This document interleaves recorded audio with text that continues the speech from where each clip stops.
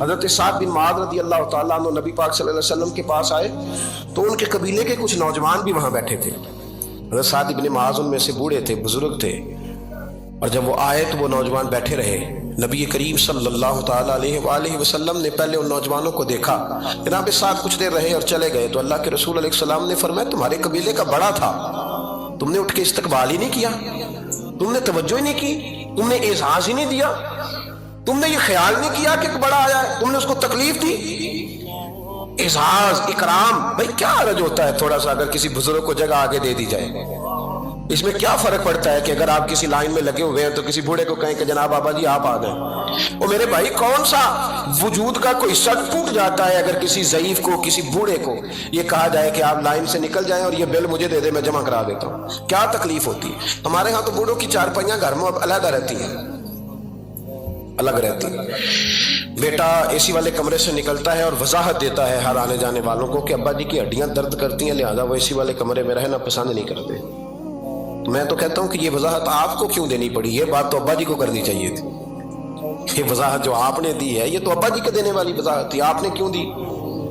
ابا جی کے لیے اس طرح کا کمرہ ہے گھر میں جس طرح کا سٹور ہوتا ہے نا پرانے کپڑے رکھنے والا, وہ کمرہ ہے. حدیث سنانے لگا ہوں, اللہ کرے آپ کو یاد رہ جائے, اللہ کرے آپ کو یاد رہے. مشکات کی حدیث ہے, بڑے خوبصورت لفظ ہیں.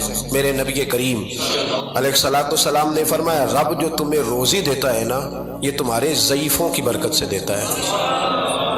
وہ جو 90 سال کی اماں گھر میں ضعیف پڑی ہے نا اسے سکریپ کا مال نہ سمجھنا.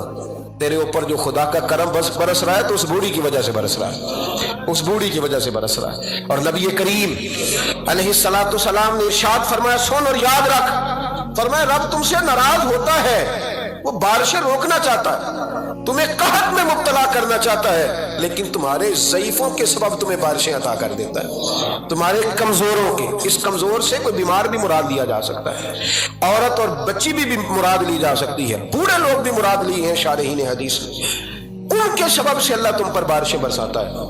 تو جو تیرے لیے ذریعہ بخشش ہیں, جو تیرے گھر میں رزق آنے کا سبب ہے, ان کی باتیں تو لگتی ہیں بری, ان کو تو حکا دے کونے میں بٹھا دیا ہے. اور اگر کبھی دل کرے تو تعارف کراتے ہیں آنے والے مہمانوں سے کہ یہ ابا جی ہیں, اس سے زیادہ کوئی ان کا گھر میں کردار نظر نہیں آتا. یہ ظلم ہے, یہ زیادتی ہے. بوڑھوں کا اکرام کرنا, ان کو پیار دینا, ان کو اعزاز دینا, ان کو ہمیشہ سربراہ بنا کے رکھنا, ان کے ساتھ اس طرح کا رویہ رکھنا کہ جیسے کسی بڑے شان والے آدمی. میں اکثر یہ روتا ہوں, میں کہتا ہوں کہ ابے کی بھی عزت ہو سکتی ہے پر شرط یہ ہے کہ ابا امیر ہونا چاہیے.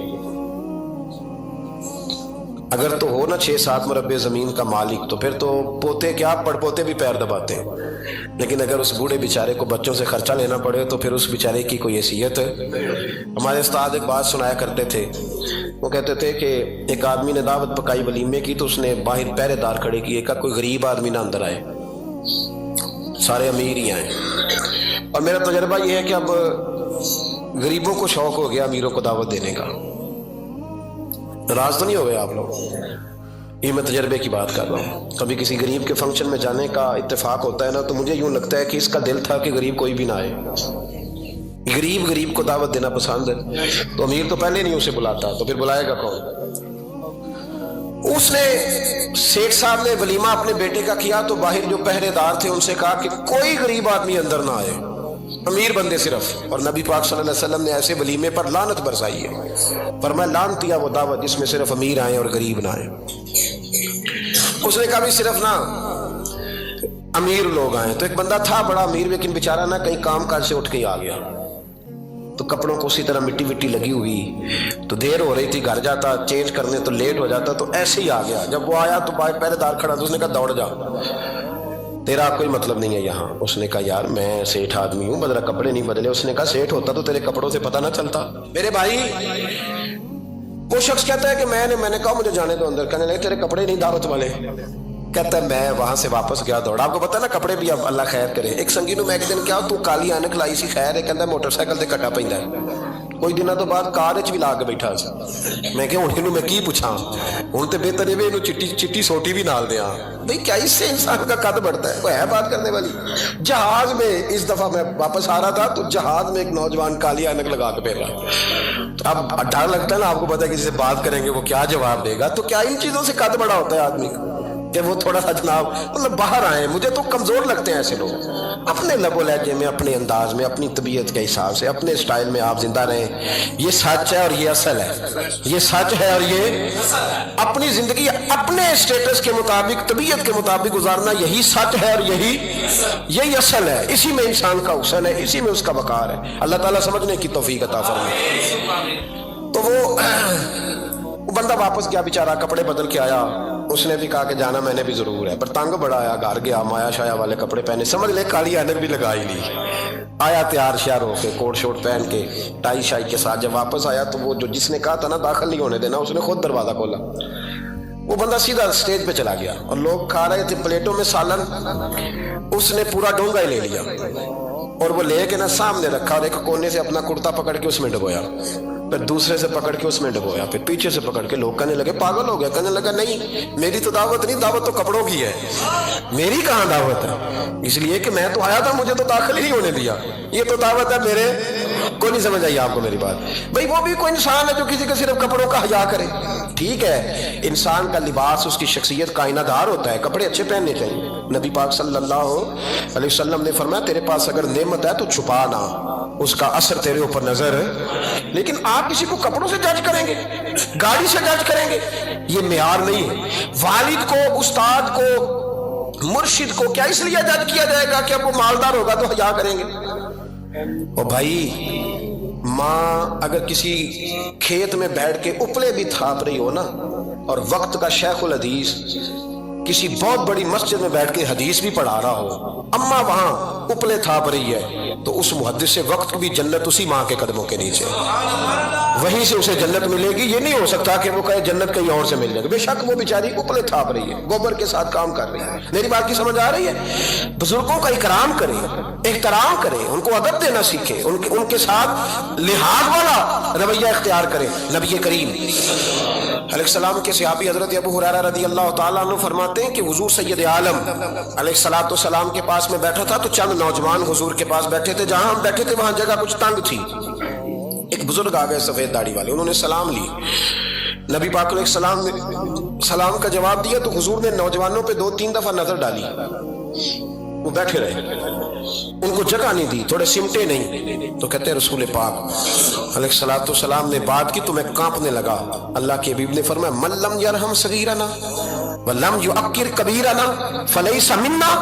فرمایا جس کو چھوٹے پہ شفقت نہیں کرنی آتی اور جس کو بڑے کی عزت نہیں کرنی آتی، اس کا تو ہم سے تعلق ہی کوئی نہیں. فلیس منا، وہ ہم میں سے. فرمایا وہ آئے تم نے جگہ ہی نہیں دی، سفید داڑھی والے شخص کا اکرام نہیں کیا، اس کو تم نے جگہ ہی نہیں دی. اور ہم لوگ یہ سمجھتے ہیں، یہ نوجوان یہ سمجھتے ہیں کہ ہم نے کون سا بوڑھے ہونا ہے، ہم نے کون سا بوڑھے ہو، ہم نے تو سدا جوان ہی رہنا. ایک کلرک نے نا ایک دفعہ کسی بہت بڑے رائٹر کو کہہ کے اپنے نام سمیت، اس نے کہا تھا میرا نام، ایڈریس، فون نمبر سمیت یہ بات اپنے کالم میں درج کر دو. اس نے کہا کہ میں کلرک تھا، تنخواہیں وغیرہ دیتا تھا کسی بینک میں یا کسی ایسے ادارے میں ملازم تھا جہاں میں وہ چیزیں دیا کرتا. تو کہتے ہیں کہ میں وہاں یہ کام کرتا تھا تو بوڑھے لوگ، آپ کو پتہ ہے ضعیف لوگ آتے ہیں بیچارے پینشن لینے، کسی بچے کی منت کرتے ہیں، وہ لے کے جاتا ہے. بابا جی کو یہ بھی نہیں پتا انگوٹھا کہاں لگانا ہے، فارم کیسے فل کرنا ہے. تو یہ سرکاری عہدوں پہ بیٹھے لوگ معاذ اللہ تنگ ہوتے ہیں اور کئی دفعہ غلط جملے استعمال کرتے ہیں. تو کہا کرتا تھا کہ میں بڑا سخت رویہ رکھتا تھا، اب میری بھی پینشن ہو گئی ہے، اور اب جب میں خود لینے جاتا ہوں نا تو کہتے جتنے دھکے میں یہ تھے اس سے 11 گنا کھا چکا ہوں، پر معافی کوئی نہیں مل رہی.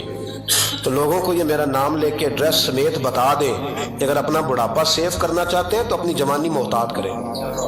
اگر اپنا بڑھاپا سیف کرنا چاہتے ہیں تو اپنی جوانی، اور بڑھاپے میں باتیں برداشت ہوتی، جوانی میں برداشت ہوتی ہیں، بڑھاپے میں تو لفظ سہے بھی نہیں جاتے، آنسو خود بخود نکل جاتے ہیں جب بچہ بات کرتا ہے. سنو یہ نوجوان یہ حدیث یاد کر لیں، یہ طبرانی میں موجود ہے. میرے نبی کریم علیہ السلام نے فرمایا یہ حدیث یاد کر لینی ہے. پڑھیے درود صلی اللہ ہو، پھر کہیے صلی اللہ ہو، چلو تیسری دفعہ بھی پڑھ لیں صلی اللہ ہو. رسول پاک علیہ السلام نے فرمایا جو شخص اپنی جوانی میں کسی بوڑھے کی عزت کرے گا، جب وہ بوڑھا ہوگا تو اللہ اسے کئی گنا بڑھ کے اس کی عزت کرائے گا.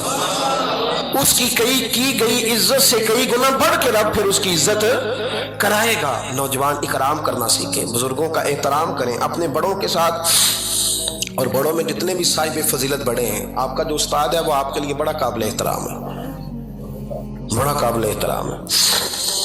میں ماسٹر کی ڈگری لینے کے بعد اب بھی کبھی گاؤں میں اپنی پرائمری کے ٹیچروں کو دیکھتا ہوں، اب بھی تو احساس پیدا ہوتا ہے کہ یہ اگر ہمیں وہ الف بات آسانہ نہ پڑھاتے، شروع کی کتابیں یہ المدہ عام نہ پڑھاتے، تو پھر اس سے آگے بھی ہمیں پڑھنا نہ آتا۔